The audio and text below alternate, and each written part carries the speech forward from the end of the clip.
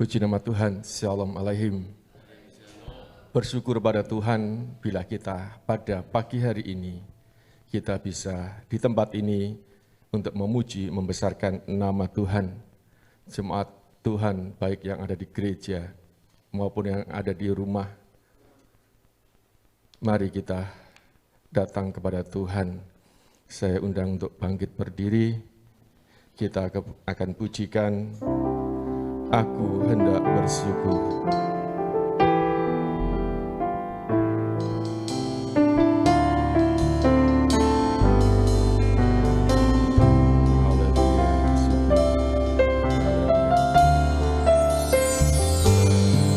Aku hendak bersyukur pada Tuhan karena keadilannya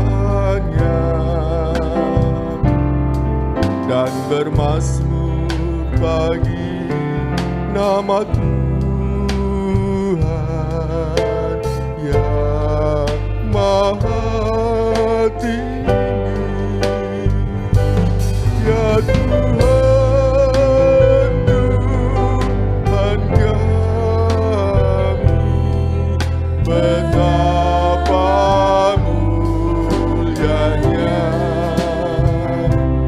nama-Mu, Tuhan kami, dimuliakan atas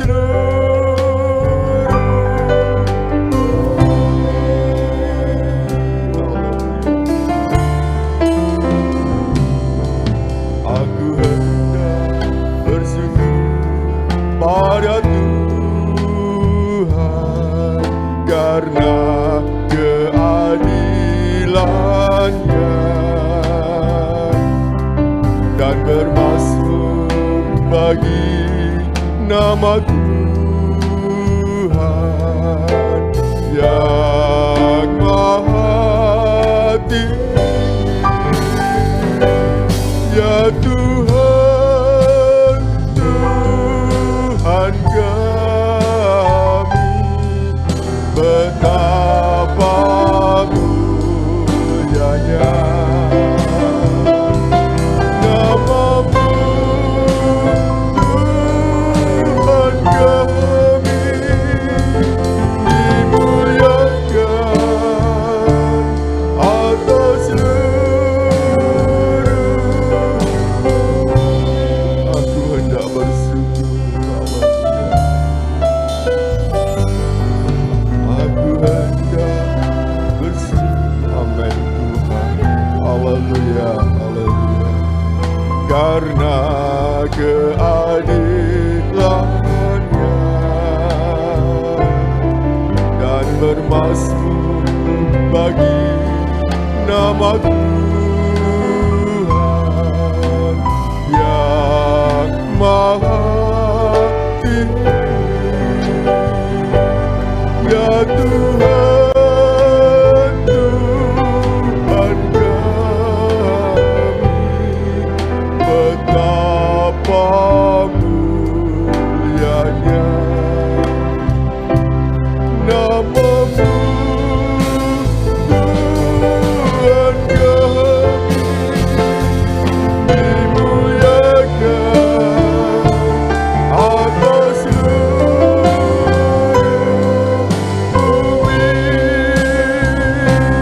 Ya Tuhan, Tuhan kami, betapa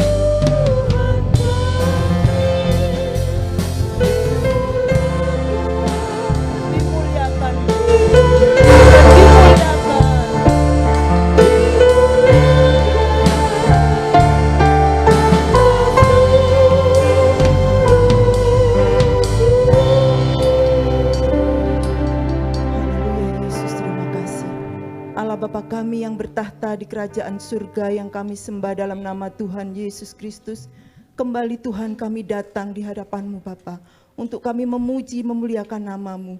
Kami ada sebagaimana kami ada Tuhan. Itu semua karena kasih kemurahan-Mu yang Kau limpahkan di dalam kehidupan kami. Terima kasih Tuhan Yesus, terima kasih. Kami anak-anak-Mu yang ambil bagian untuk pelayanan Tuhan. Kami serahkan semuanya dalam tangan kasih-Mu ya Bapa. Baik kami yang memimpin pujian, singer song, baik yang bermain musik Tuhan, kami serahkan semuanya dalam tangan-Mu. Terlebih hamba-Mu yang sebentar akan menyampaikan firman-Mu. Kiranya Engkau urapi kami semua Bapa dengan urapan yang sama Tuhan. Terima kasih Tuhan Yesus, terima kasih. Kami serahkan ibadah ini dari awal, pertengahan hingga akhirnya. Biar Roh Kudus-Mu tercurah atas kami, baik kami sidang jemaat-Mu yang ada di gereja maupun yang ada di rumah. Kiranya Tuhan kuasa-Mu senantiasa melingkupi di dalam setiap kehidupan kami. Terima kasih Bapa, terima kasih. Kami akan awali ibadah ini hanya di dalam nama Tuhan Yesus Kristus. Kami sudah berdoa dan mengucap syukur. Haleluya, amin. Silakan duduk. Selamat pagi. Shalom. Puji nama Tuhan. Kalau pada pagi hari ini kita memperoleh kemenangan yang daripada Tuhan, itu semua karena kasih kemurahan yang diberikan Tuhan kepada kita. Puji nama Tuhan. Kita mau datang kepada Tuhan untuk bersorak-sorai, memuji Dia.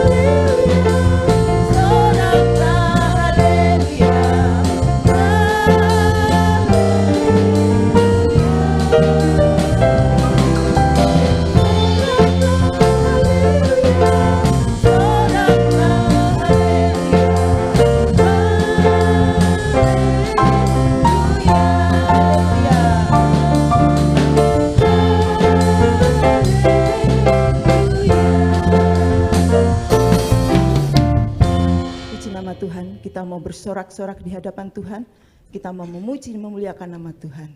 Sakjeke. Aku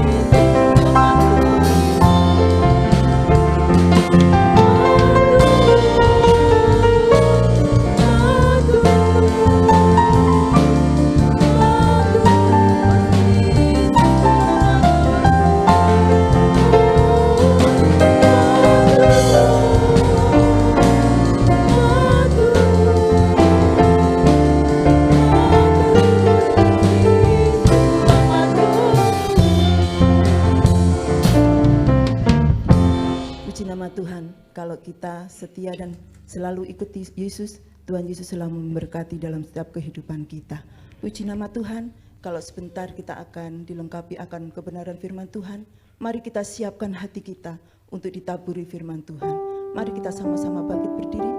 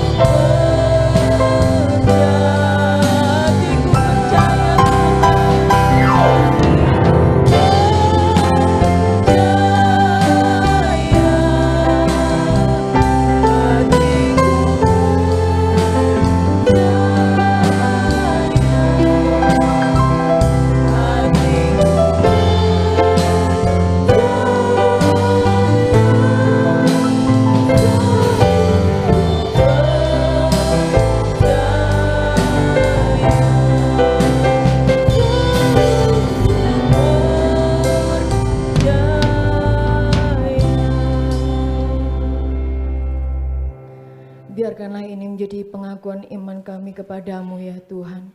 Kami mau selalu percaya kepada Tuhan.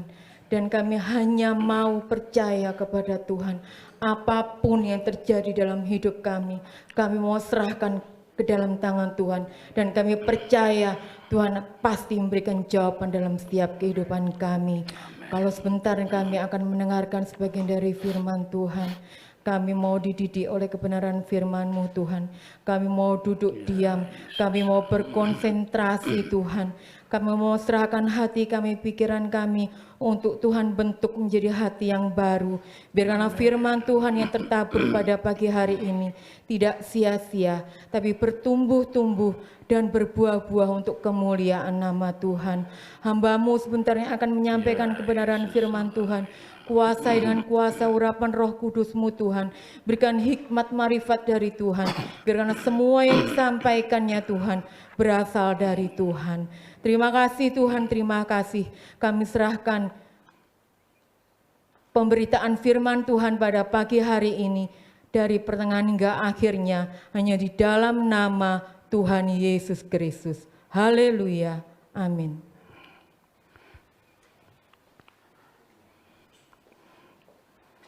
Puji Tuhan, selamat pagi Bapak Ibu sekalian. Selamat beribadah di dalam nama Tuhan Yesus. Kita harus tetap membangun kepercayaan kita di hadapan Tuhan. Apapun yang terjadi di dalam hidup ini, saudara ya. Karena iman di dalam Kristus adalah satu hal yang menjadi jawaban di dalam kehidupan kita bersama. Karena itu perlu kita senantiasa mengingatkan diri kita dan saling mengingatkan satu terhadap yang lain tentang pentingnya iman percaya itu. Sebab iman percaya itu akan mempengaruhi sepenuh doa pengharapan kita, dan di dalam doa pengharapan kita yang benar itulah tertitipkan satu keberhasilan yang sangat luar biasa. Ada hal-hal yang dapat dikerjakan, diselesaikan secara intelektual, hikmat manusia, tetapi karena kita tahu semua itu serba terbatas, maka pada gilirannya adalah bagian dari iman yang harus dilibatkan. Ya. Karena iman itu segala-galanya yang memberikan kepada kita satu bimbingan tuntunan yang indah. Mari kita akan baca dalam kitab Yakobus pasal 4 ayat yang ketiga. Yakobus pasal 4 ayat yang ketiga. Kalau sudah dapat, kita baca bersama-sama demikian firman Tuhan.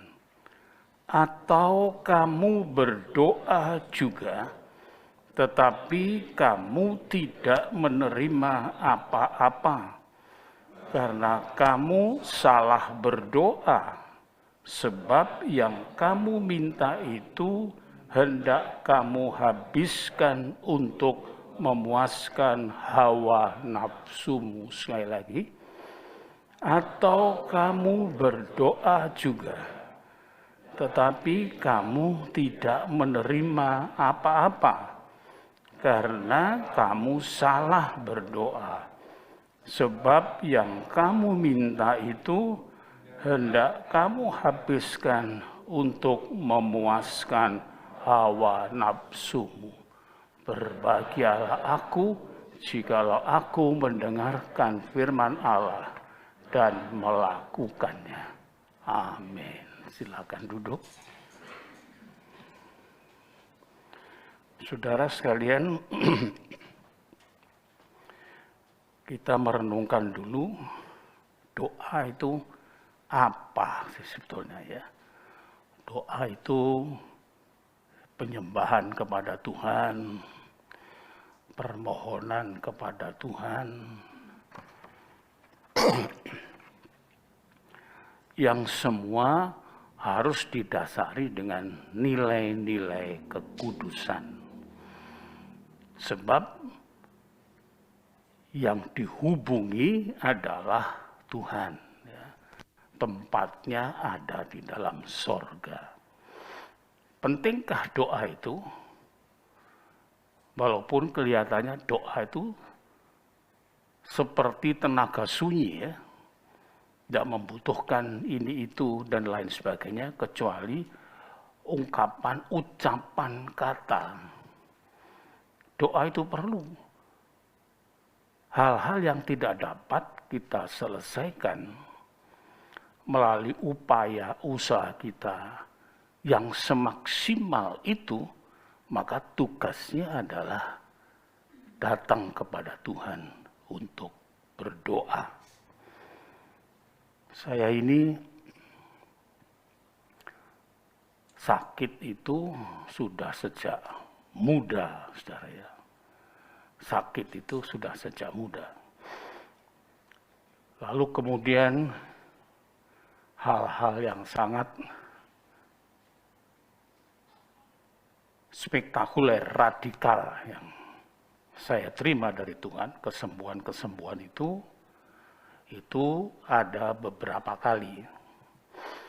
Tetapi masih juga sakit itu silih berganti dan seterusnya. Kadang-kadang iman itu digoncang. Lalu iblis menawarkan sesuatu perbandingan dan lain sebagainya. Kalau tidak ada iman, jatuh saudara-saudara.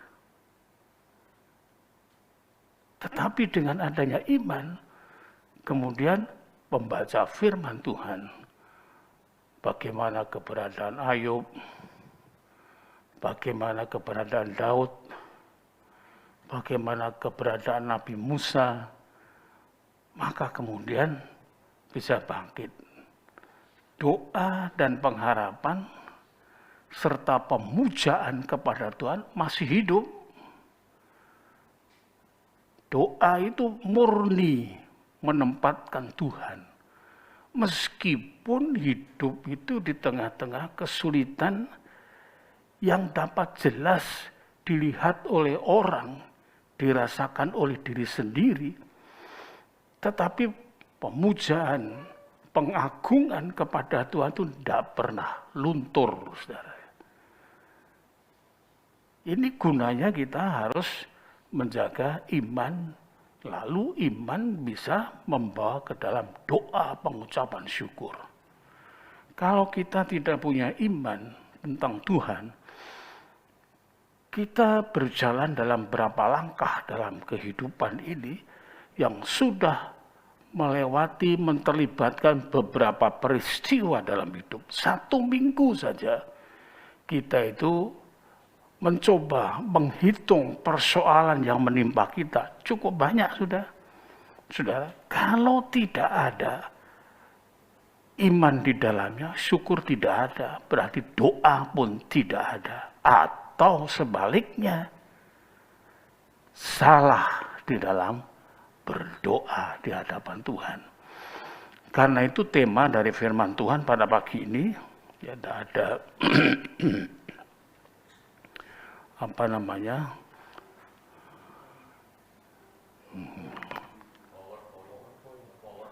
Bukan yang ini.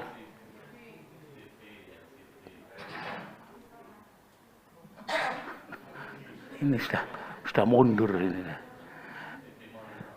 TV monitor ya. Sudah diusungi, sudah persiapan Natal ini ya.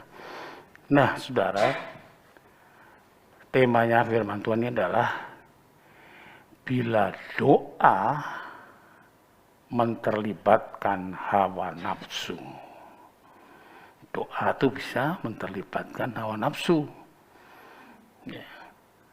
Doa itu karena adalah berbicara dengan Tuhan, memohon kepada Tuhan, maka akan dipenuhi dengan hawa nafsu, nantang Tuhan dan lain sebagainya. Seperti sekarang ini, kita bisa melihat kalau doa-doa ini dipengaruhi dengan nafsu. Apa sih nafsu itu? Nafsu itu adalah satu keinginan yang kuat di dalam diri secara psikologis untuk menuju kepada sesuatu yang dikehendaki dan direncanakan dan mungkin juga difantasikan, digagas-gagasin. Itu adalah nafsu. Maka itu ada nafsu yang jahat, ada nafsu yang baik. Saya berkali-kali mengatakan, nafsu itu juga merupakan emosi. Bahwa amigdala kita itu selalu mencoba untuk mengatur ritmenya, gerakan, alurnya, emosi di dalam diri itu. Tuhan menempatkan amigdala itu untuk mengatur begitu rupa berapa persentase kebutuhan emosi kita untuk melengkapi kehidupan kita supaya hidup. Ada orang yang tanpa ekspresi kalau berbicara. Itu pun juga pertanda dia tidak punya emosi yang bukan berarti kejahatan, tetapi penghayatannya kepada satu situasi tertentu. Saudara bisa melihat ini pernik-perniknya ini, lampu lap-lip-lop ini. Kalau kita tidak ada emosi untuk menghayati ini, saudara, kita hambar hidup ini. Tapi kita melihat itu ditata semua itu. Hasil dari sebuah emosi yang tertata di dalam satu nilai estetikanya, nilai keindahan. Jadi kalau tidak ada emosi, tidak ada nafsunya, maka hal-hal yang bersifat estetisnya, keindahan itu tidak ada. Jadi hanya monoton, wis gitu saja. Seperti suaranya Bang Oni kalau ngomong itu. Bang Oni apa Bang apa? Bang Oni ya dulu ya. Nah, gitu. Dan lain sebagainya. Nah, saudara, mari coba kita membaca pada Yakobus 4 ayat 1 ini, ayat 1 sampai dengan ayat 9. Saya bacakan demikian. Dari manakah datangnya sengketa dan pertengkaran di antara kamu? Bukankah datangnya dari hawa nafsumu yang saling berjuang di dalam tubuhmu? Kamu mengingini sesuatu, tetapi kamu tidak memperolehnya, lalu kamu membunuh.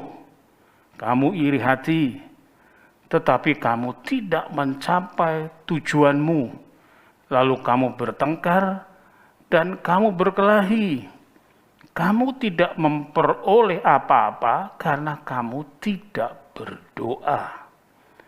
Atau kamu berdoa juga tetapi kamu tidak menerima apa-apa karena kamu salah berdoa. Sebab yang kamu minta itu hendak kamu habiskan untuk memuaskan hawa nafsu. Hai kamu orang-orang yang tidak setia. Maksudnya tidak setia kepada Allah. Tidakkah kamu tahu bahwa persahabatan dengan dunia adalah permusuhan dengan Allah? Jadi barang siapa hendak menjadi sahabat dunia ini, ia menjadikan dirinya musuh Allah. Janganlah kamu menyangka bahwa kitab suci tanpa alasan berkata, roh yang ditempatkan Allah di dalam diri kita, diingininya dengan cemburu. Perhatikan itu ya, roh itu huruf besar, tapi bukan menunjuk kepada roh Allah, karena itu adalah awal kalimat. Jadi roh manusia. Ya, sekali lagi, tolong perhatikan itu. Nanti kita akan bandingkan dengan terjemahan yang lama, itu lebih gampang untuk dicermati. Tetapi kasih karunia yang dianugerahkannya kepada kita, dianugerahkan oleh Allah, lebih besar daripada itu. Ya, kita melihat roh yang ditempatkan Allah dalam diri kita itu diingininya dengan cemburu. Itu saudara kalau membaca kalimat ini agak sulit ya. Diingininya huruf besar dari Allah. Kalau kita melihat ayat-ayat di atasnya, maksud dari Yakobus ini adalah menjelaskan tentang roh di dalam diri kita itu penuh dengan kecemburuan yang ditempatkan Allah. Coba supaya kita lebih gampang, saya akan bacakan di dalam terjemahan yang lama ya. Atau sia-siakah pada sangkamu yang dikatakan oleh kitab, maksudnya kitab suci, roh, huruf besar karena awal kata, berarti itu adalah bukan roh Allah, tapi roh kita. Yang didudukkannya, didudukkan bukan berarti seperti saudara duduk, ini bahasa puitis. Didudukkannya itu ditempatkannya. Ya. Nya, huruf besar, ditempatkan oleh Allah. Di dalam kita, gemar akan kedengkian. Itu mengacu ke atas, ada pertengkaran, pertikaian, dan lain sebagainya. Gemar akan kedengkian. Nah, sekarang kembali ke terjemahan baru. Tetapi kasih karunia yang dianugerahkannya kepada kita lebih besar daripada itu. Karena itu ia katakan Allah menentang orang congkak, tetapi mengasihani orang yang rendah hati. Karena itu tunduklah kepada Allah dan lawanlah iblis, maka ia akan lari daripadamu. Kenapa ada dikaitkan dengan iblis? Pertikaian itu yang memantik huru haranya adalah iblis, tidak ada yang lain. Iblis pemantik huru hara. Maka itu lawan iblis itu. Maka ia akan lari daripadamu. Kepastian. Kalau kita lawan, kita beri tempat, dia pasti akan lari. Karena ada hukum roh, saudara ya. Berkali-kali saya katakan, tatkala jin satu keluarga yang dari pohon kelor itu datang menemui saya pada siang hari, minta izin untuk bersama-sama tinggal di gereja ini, ya, dengan tutur bahasa yang kelihatan sopan, saya mengatakan tidak bisa, karena alam kita berbeda, maka silahkan kamu, tidak bisa di sini. Langsung pulang, ya. Hukum roh. Sayang sekali banyak di antara kita ini yang kurang mengerti. Gitu. Maka itu ayat ini menekankan kalau dilawan iblis itu akan lari karena kita punya iman. Mendekatlah kepada Allah dan ia akan mendekat kepadamu.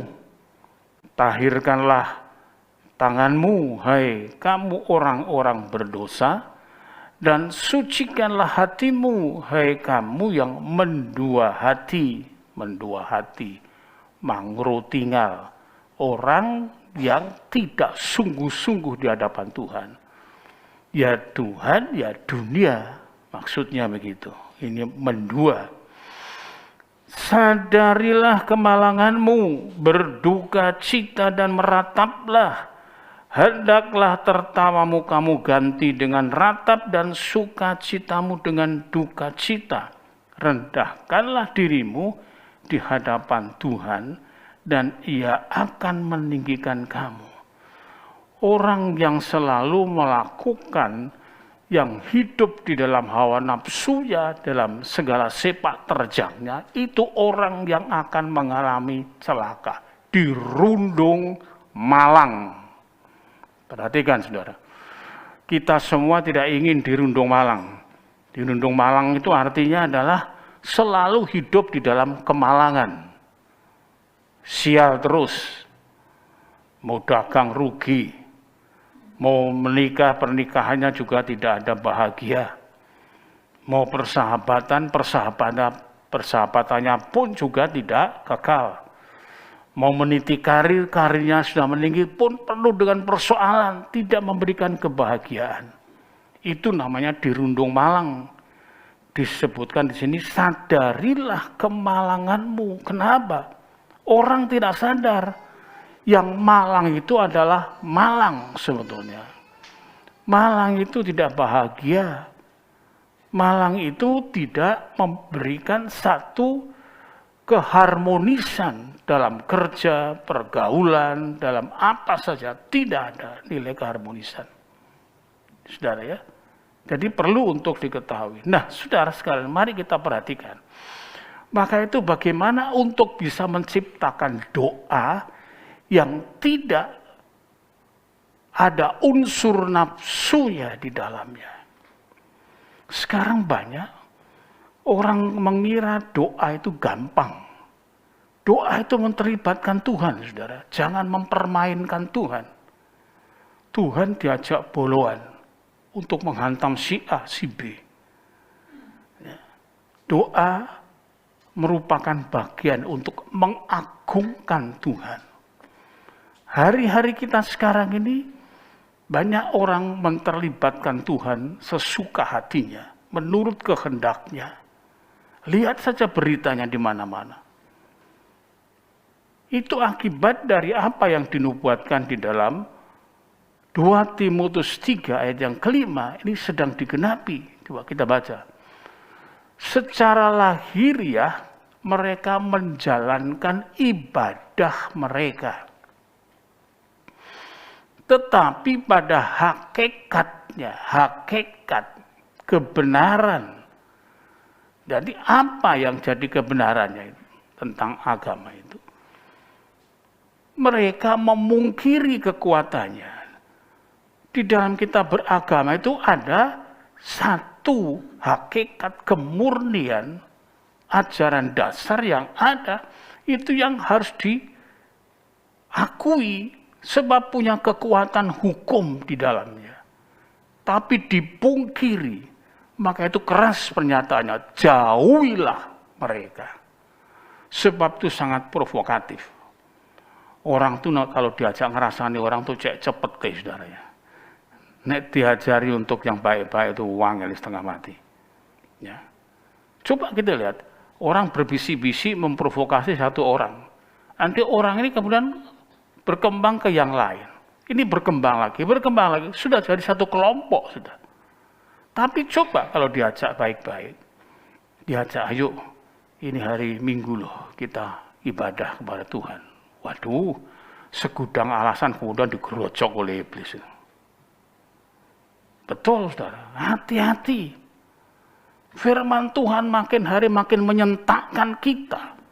Menyadarkan kita, kami sebagai para pendeta harus sadar hal ini. Apakah kita masih jadi pendeta atau bandito, saudara ya? Jadi bandit. Hati-hati dalam hal ini.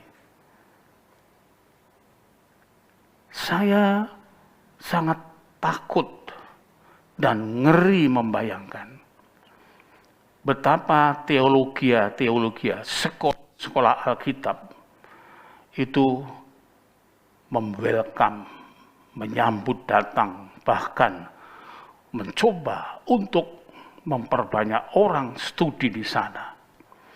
Tetapi di gerbang sekolah Alkitab, di gerbang dari para sekolah-sekolah teologi, seminari, tidak ada filter yang kuat. Semua masuk.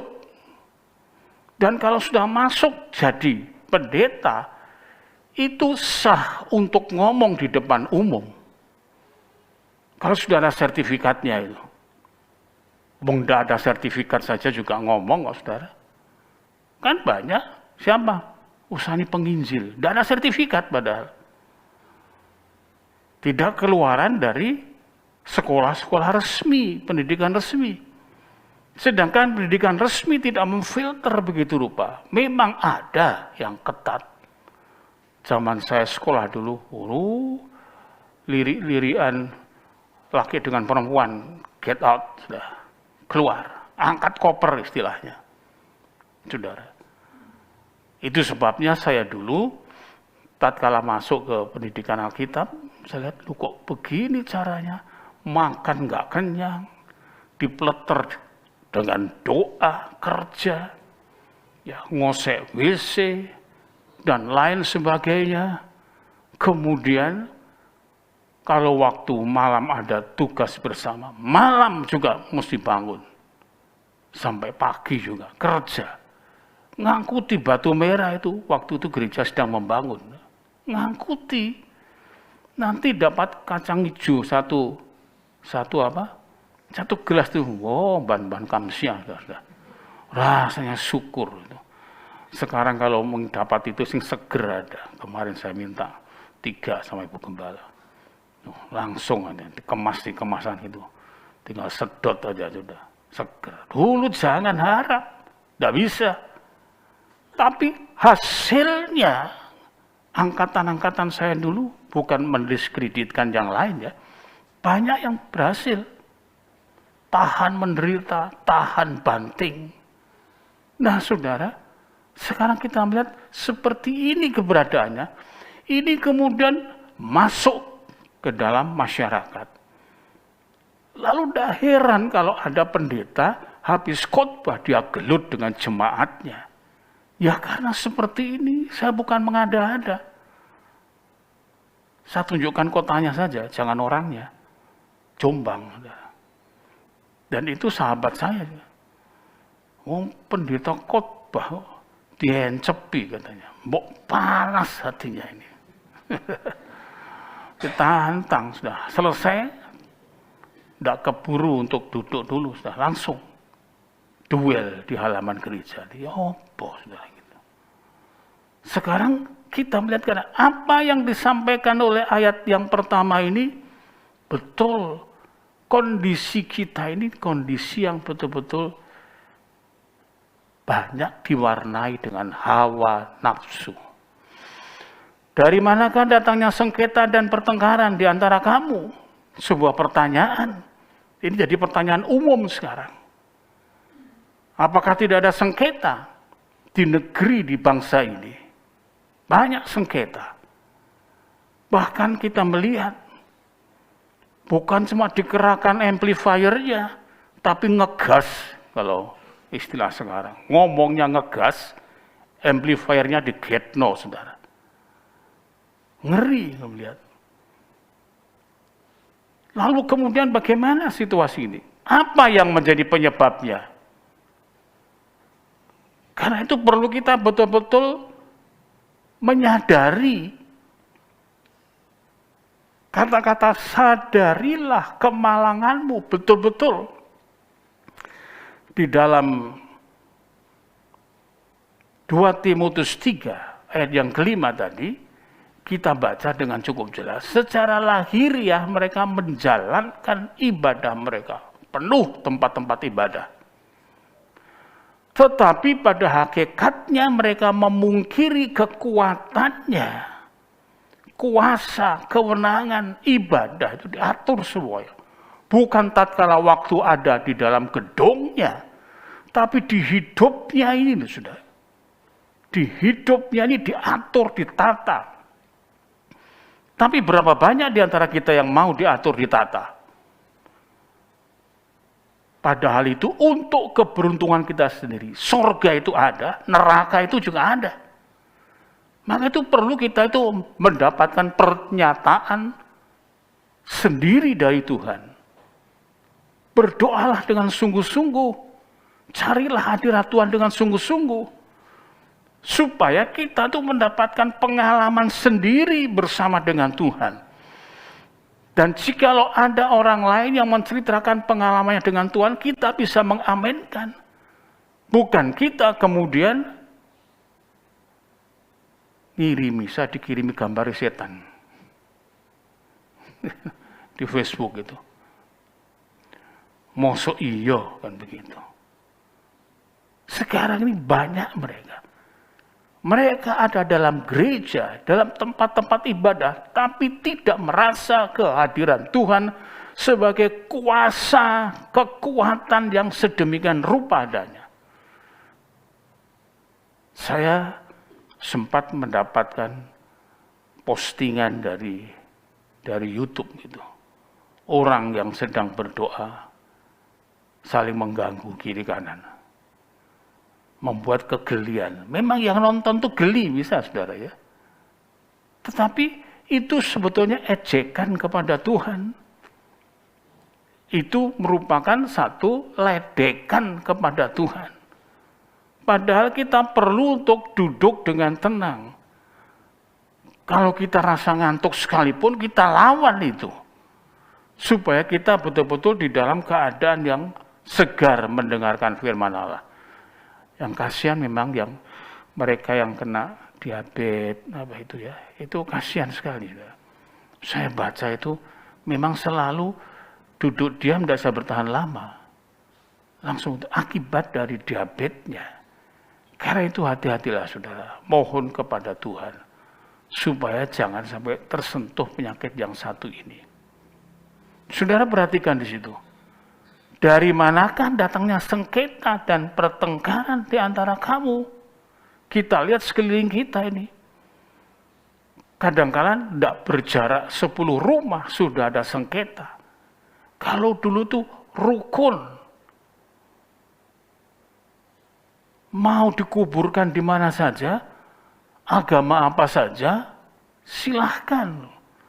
Sekarang ditanya, nanti jangan heran kalau kemudian ada kecelakaan, orang jatuh kemudian yang menolong tuh menanyakan apa keyakinannya, KTP-nya apa.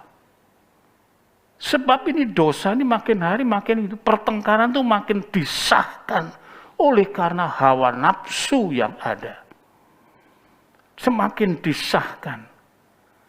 Itulah sebabnya saya katakan otak itu dikabutkan oleh kuasa kegelapan. Tidak bisa berpikir jernih lagi. Tidak bisa berpikir yang baik lagi. Minta maaf itu jarang untuk disampaikan. Apalagi memberi maaf. Sulit untuk dikeluarkan kata-kata itu. Hatinya itu lekat dengan segala kehidupan yang hanya mencenderungkan untuk sebuah kenyataan yang membawa pada keributan. Keributan ini sudah merupakan mode untuk memperjuangkan sesuatu yang dianggap benar. Kemana arahnya? Pada ada hukum yang mengatur semuanya dengan sebuah ketertiban.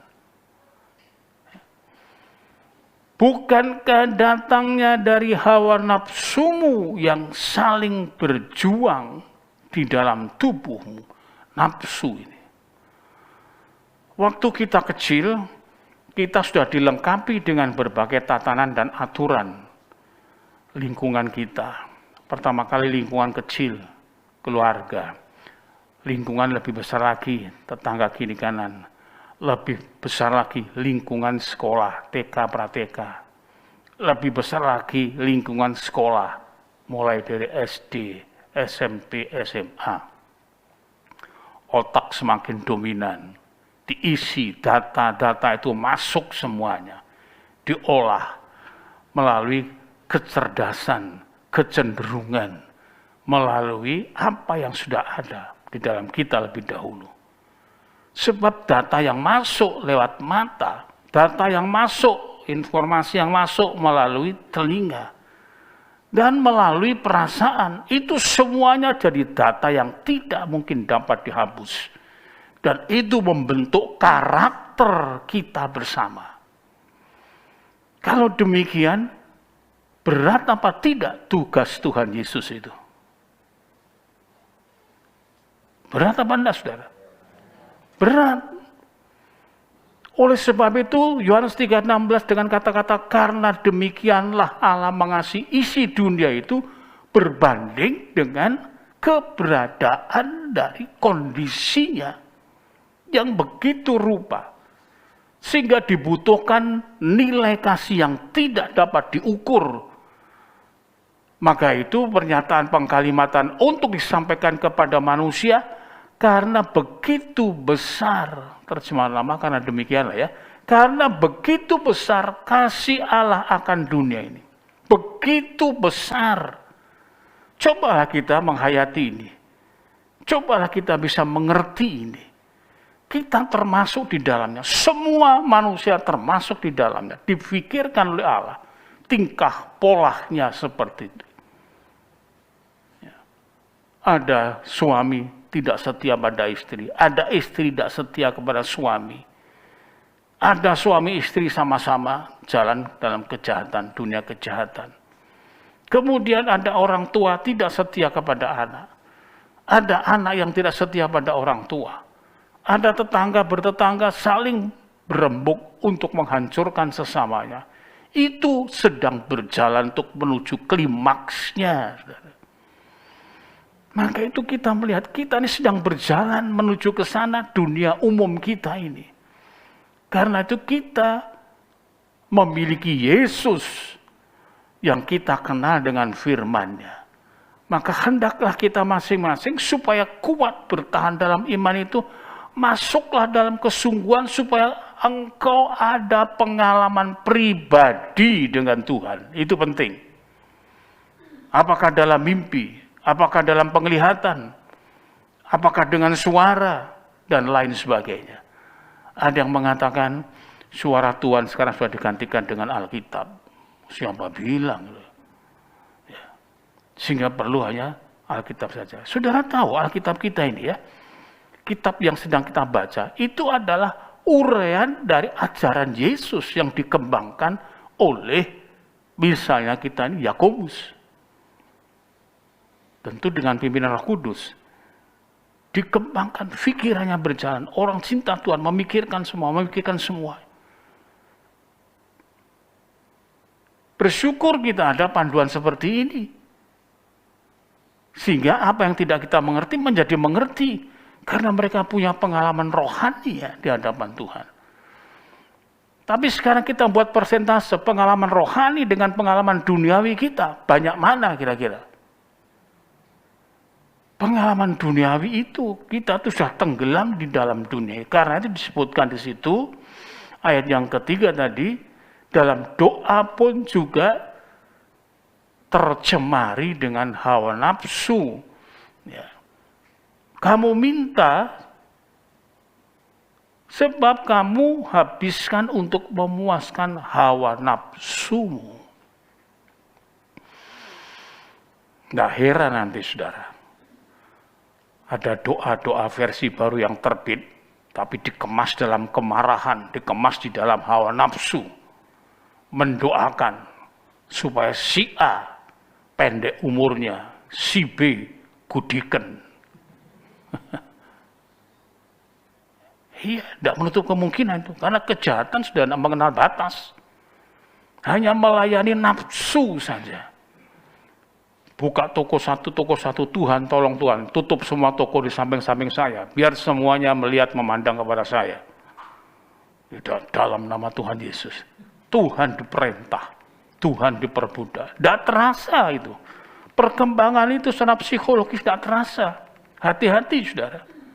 Nanti lama-lama juga didoakan, pendetaku biar kalau berdoa dia selalu ingat apa yang aku kehendaki. Dia harus mendoakan ini, jangan sampai kemudian menyinggung dosa-dosa. Nanti pasti ada di situ. Sudah. Memanfaatkan hal-hal itu berkembang dosa itu. Sekarang kalau sudah doa-doa kita itu dicemari dengan hawa nafsu, bagaimana dan apa yang terjadi? Padahal doa itu disediakan, ruang yang disediakan Allah untuk berhubungan dengan Tuhan adalah doa. Mengadukan kesulitan kita di dalam doa. Mengucapkan syukur kita di dalam doa. Membela seseorang dengan kehidupan yang positif imannya dengan doa. Mendoakan kita ada saudara dari jarak jauh supaya mereka dilindungi Tuhan dengan doa. Doa itu memiliki fleksibilitas yang sangat tinggi, apa saja bisa. Hanya kalau dilakukan di dalam kebenaran baru Tuhan akan mengizinkan itu. Maka itu kita perlu untuk tahu, saudara, jangan salah di dalam berdoa. Salahnya di mana? Menghabiskan menurut hawa nafsunya. Karena itu marilah pada pagi ini saya bisa pas jamnya ini.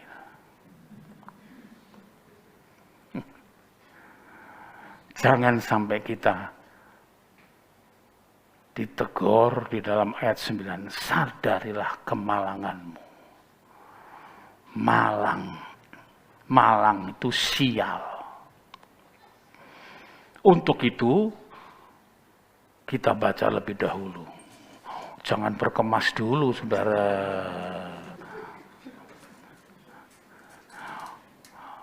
Kita baca Matius pasal yang ke-9, ayat yang ke-6.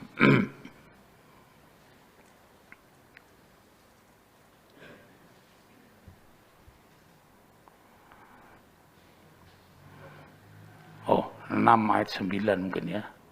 6 ayat 9. Ya. Karena itu berdoalah demikian. Saudara, ini petunjuk. Petunjuk untuk mengantarkan di dalam doa yang benar. Bapa kami yang di sorga, dikuduskanlah namamu. Pertama, menjaga kekudusan Tuhan. Jadi doa untuk nyantet, nenung, melet, tidak bisa, saudara ya. Ini kita harus tahu. Ya, 10. Datanglah kerajaanmu, jadilah kehendakmu. Yang jadi adalah kehendak Tuhan. Datanglah kerajaanmu, sebuah sistem pemerintahan diatur. Mendatangkan kerajaan Allah berarti mendatangkan firman-Nya. Berarti kita harus taat kepada firman-Nya. Karena firman Tuhan itu sistem pemerintahan dari Allah untuk di bumi dan di sorga. Memerintahkan ini. Tuhan perintahkan hukum ini. Tuhan perintahkan berkati ini. Dan seterusnya. Ya. Di bumi. Oh, belum sudah di sini. Ya. Di bumi seperti di sorga. Itu kehendak Tuhan. Maka itulah Tuhan Yesus beliau mengatakan, kerajaanku bukan seperti ini. Pengertian bukan di bumi itu bukan seperti ini. Tetapi ini loh patokannya. Seperti di sorga, diturun semuanya. Konsep berpikirnya juga demikian. Terus, berikanlah kami pada hari ini makanan kami yang secukupnya. Ini jelas tidak mengenal korup. Kita lihat sekarang ini. Banyak koruptor. Belum si A ini sudah ketangkep lagi. Si B ketangkep lagi. Aduh. Kok enggak habis ya? Saudara. Kok enggak malu ya? Pakai rompi oranye itu. Sekarang malah dada-dada. Pakai rompi oranye. Aduh. Pakai rompi oranye, pakai topi laken itu. Tinggal nanti kasih pistolnya kayak koboi ini. Sudah hilang malu ya. Terus, dan ampunilah kami akan kesalahan kami, seperti kami juga mengampuni orang yang bersalah kepada kami. Mengampuni. Jadi kalau mengampuni orang yang bersalah itu sudah memperjuangkan pengampunan diri di hadapan Allah. Jangan ngomong kok enak, wong bolak-balik jengkelno ati kok ada diampuni orang ngarah. Kalau lamongan ngomongan begitu. Saya dulu mikir orang ngarah ki opo ya. Sekarang pun juga enggak ngerti tapi pokoknya gitu aja ya. Orang ngarah itu mungkin enggak kira gitu loh kira-kira ya. Saudara ya. Ampunilah kami akan kesalahan kami seperti kami juga mengampuni orang yang bersalah kepada kami. Betapa indahnya. Jadi orang doa kepada Tuhan itu tidak dipakai untuk permusuhan. Itu orang yang tidak mengerti tentang hukum agama. Akronim dalam bahasa Jawa itu bagus sekali ya. Agama itu akronimnya Allah gandeng manungso. Agomo. Bisa nangkep saudara ya. Allah gandeng manungso. Kalau Allah gandeng manusia ini, apakah mereka dibiarkan Tuhan untuk berlaku jahat? Tidak. Dididik baik-baik semua. Ya, terus. Dan janganlah membawa kami ke dalam pencobaan, tetapi lepaskanlah kami daripada yang jahat, karena Engkaulah yang empunya kerajaan dan kuasa dan kemuliaan sampai selama-lamanya. Amin. Nah, maka itu marilah pada pagi ini, silahkan dikemasi. Kita bersama-sama menginginkan doa kita dikabulkan Tuhan, bukan? Ya. Jadi pertama, hiduplah kudus senantiasa di hadapan Tuhan. Lalu kemudian penuhlah dengan ucapan syukur. Maka semuanya itu akan diberkatkan kepada kita. Tidak usah minta, tapi langsung saja. Saudara kalau punya anak kecil, saya itu punya cucu itu matanya mandang gini aja, ada sesuatu yang mau diminta itu. Ya, tahu bahasa matanya. Tuhan kan juga tahu bahasa mata dan hati kita. Tuhan tidak pernah mentegakan kita dan membiarkan kita yatim piatu. Mari kita bangkit berdiri. Kita naikkan pujian. Kasih Yesus sungguh indah. Coba.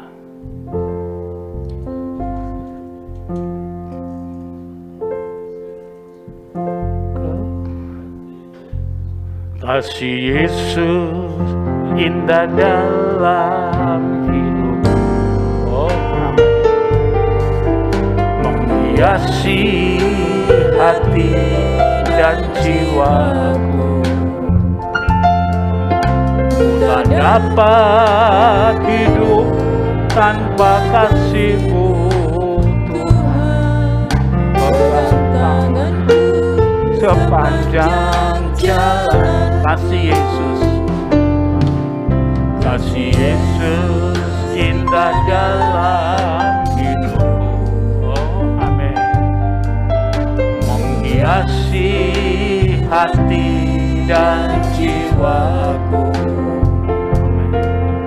Ku tak dapat hidup tanpa kasih-Mu, Tuhan.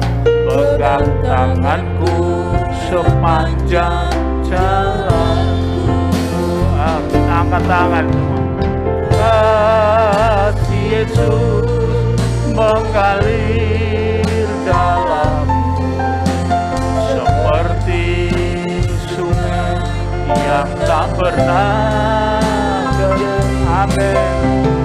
Kasih Yesus membekal hatiku. Dalam kasih-Mu ku merasa, dalam kasih-Mu, dalam kasih-Mu ku merasa, dalam kasih-Mu Tuhan, dalam kasih-Mu ku merasa teduh. Haleluya, haleluya. Hanya dalam kasih-Mu Tuhan ada keteduhan dan kedamaian. Hanya dalam kasih-Mu ada pengampunan. Tuhan, kami butuh keteduhan, kami butuh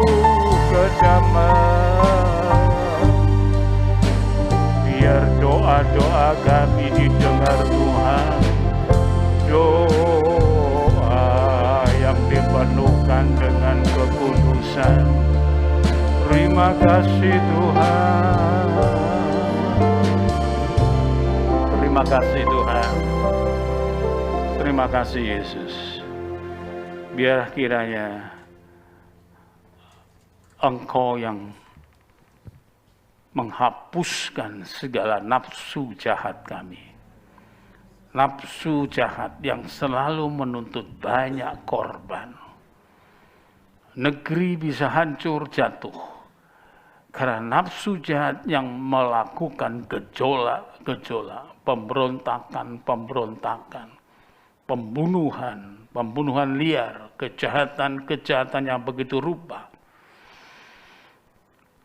Kejahatan yang semakin dipenuhkan di dalam kehidupan kelompok-kelompok, akhirnya akan tidak melakukan satu kebaikan.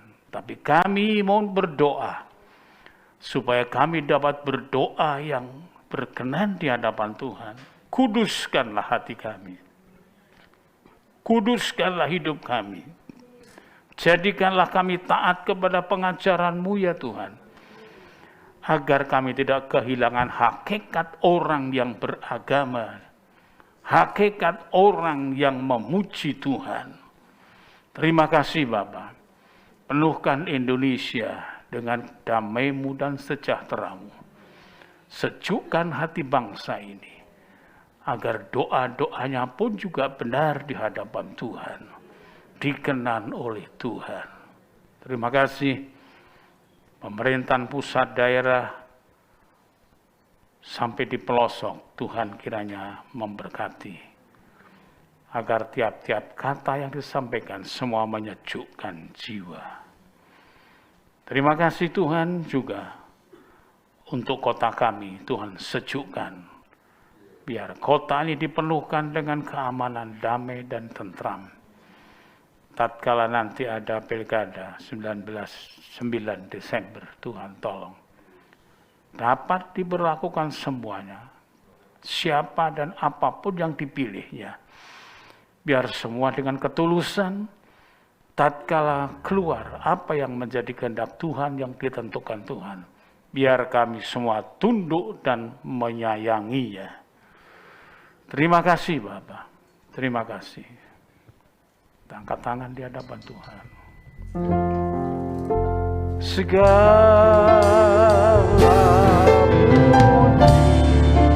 hormat, syukur, tunaikan kepada-Mu. Allah Bapa, Allah Putra, Allah Roh Kudus.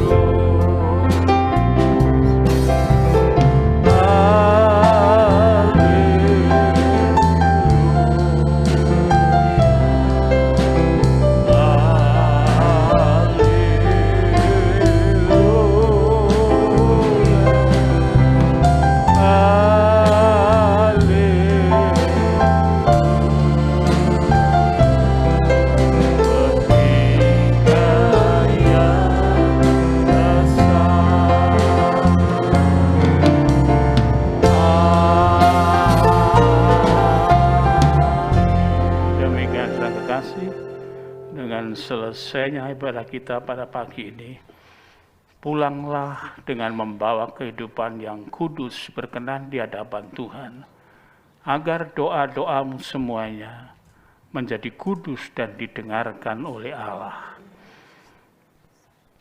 Dan terimalah kiranya anugerah Bapa dari sorga, kasih sayang, rahmat, damai, sejahtera dari Kristus Yesus Tuhan kita, beserta penghiburan oleh kuasa Roh Kudus mulai pagi yang baru sampai Maranatha, bahkan sampai kita masuk dalam pesta nikah anak domba Allah sebagai mempelai-mempelai Tuhan yang diberkati dalam nama Tuhan Yesus Kristus. Haleluya.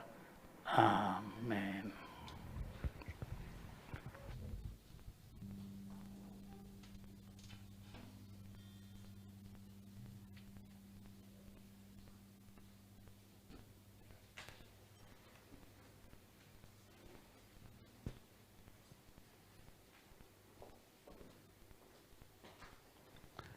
Puji Tuhan, ibadah telah selesai. Saya akan menyampaikan pengumuman gereja.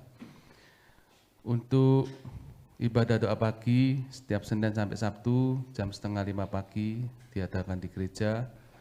Doa malam masih dilakukan secara online tiap Senin, Selasa, Kamis, Jumat, dan Sabtu jam 6:30 malam.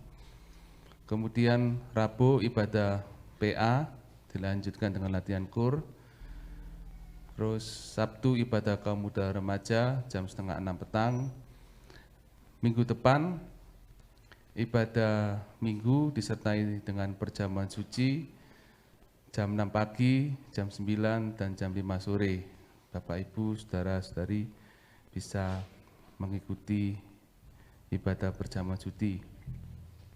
Untuk ibadah sekolah minggu, tiap minggu jam 4 sore masih secara online.